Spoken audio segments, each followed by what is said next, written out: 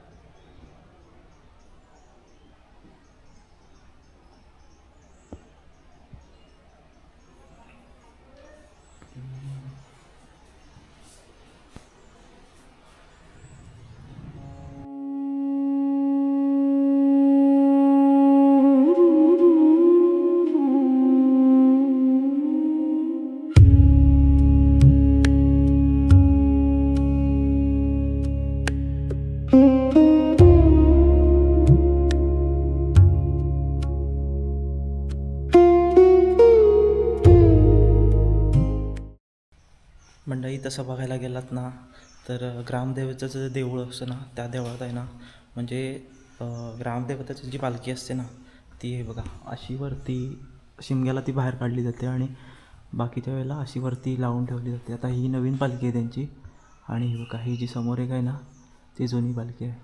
ही जी पालखी आहे ना, ती पालखी घरं घेते आता, आणि ही पालखी मी घेतली आहे खांद्यावरती, कारण शिमग्याला जेव्हा आम्ही आलो होतो ना तेव्हा पालखी घेतली होती. तो व्लॉग राहायला यायचा, कारण तो डेटा करप्ट झाला त्याच्यामुळे तो व्लॉग आला नाही. जर ते कार्ड रिकवर झालं तर तो व्लॉग टाकायचा प्रयत्न करू आम्ही. तर आता इथून निघतो आहे, पुढे बघूया कुठे जायचं आहे ते आम्हाला पण माहीत नाही. सुशील आता इकडचे छोटे छोटे पॉईंट आहे ते दाखवणार आहे. चला निघूया. तर मंडळी, अशा रीतीने आता आम्ही डॉल्फिन पॉईंटला जात होतो. तर डॉल्फिन पॉईंटला जाता जाता आहे ना, एक मध्येच मंदिर लागलं आहे, टाळकेश्वर मंदिर म्हणून. हे बघा इकडे आहे, तर तिथे जातो आता. आधी मस्त आहे मंदिर, छान आहे, छोटंसं आहे.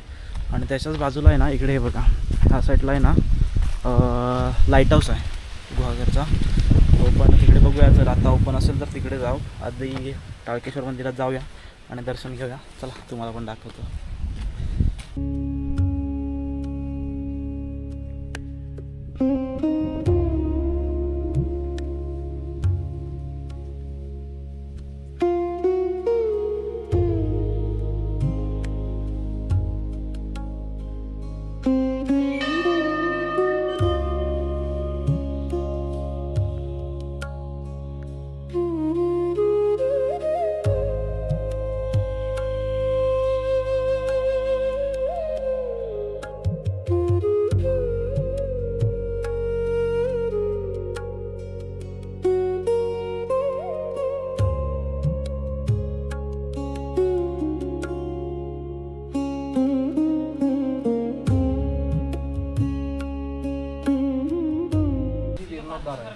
तर मंडळी हे जे मंदिर आहे ना 1979 मधलं आहे, म्हणजे 1979ला हे बांधलेलं आहे.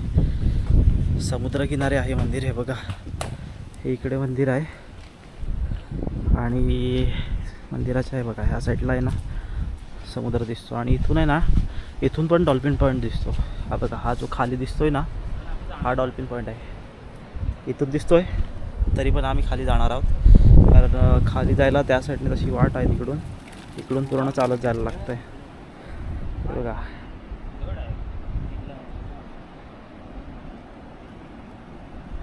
मंडळी त्या मंदिराच्या इथून थोडं 1 मिनटं पुढं चालत आलात ना की खालच्या साईडला एक रस्ता लागतो कच्चा, तो डॉल्फिन पॉईंटकडे जातो. हा बघा, हा असा रस्ता आहे.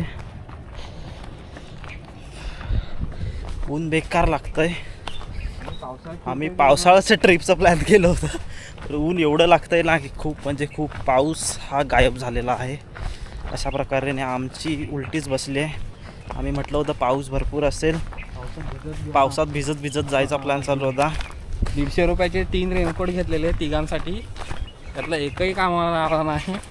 सगळे रेनकोट तसे आहेत. डीमार्टवाल्याने परत घेतला नाही असता तर दिला असता. जाऊ दे.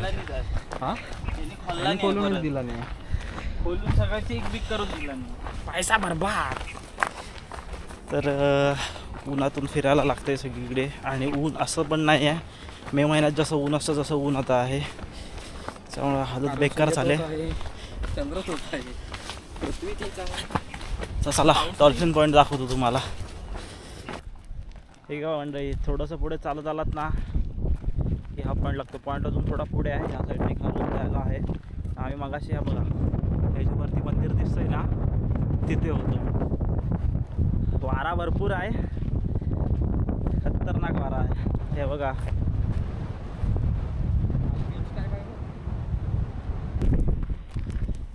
जाऊया आता पुढे मेन स्पॉटला. वाट अशी आहे की जर जरा तरी पाय घसरला ना तर पडायची शक्यता.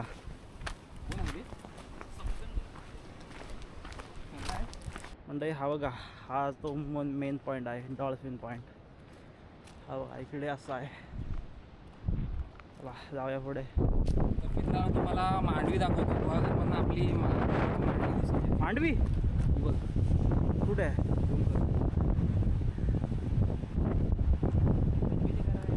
दिसली ती बघा मांडवी मित्रांनो. काय मांडवी? गुहागरमधून आपली मांडवी पण दिसते आहे. म्हणजे विचार करा. चला कट. कैसा लगा मेरा मजाक?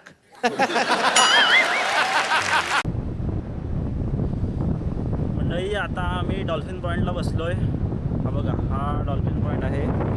इथून नजारा हा असा दिसतो. हा बघा, आमच्यासोबत आला आहे ती मोबाईलवरती आहे.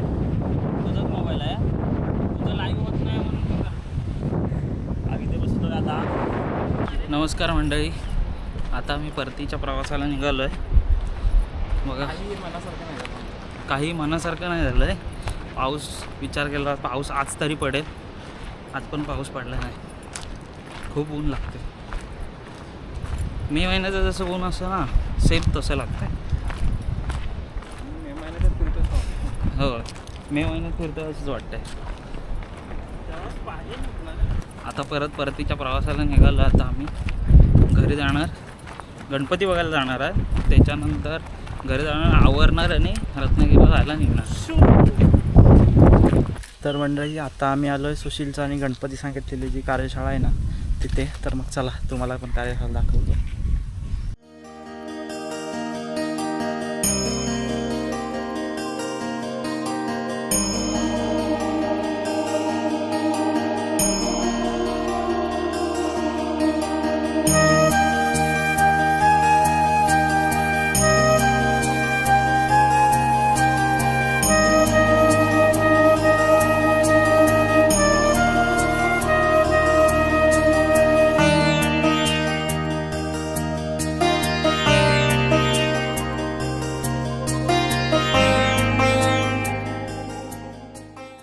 तर मंडळी आम्ही गणपती वगैरे बघून आलो आणि आता घरी आलो, बॅग वगैरे घेतल्या आणि आत्ता रत्नागिरीला निघालो आहे परत, कारण उद्या शूट आहे सकाळी सुशीलला वगैरे.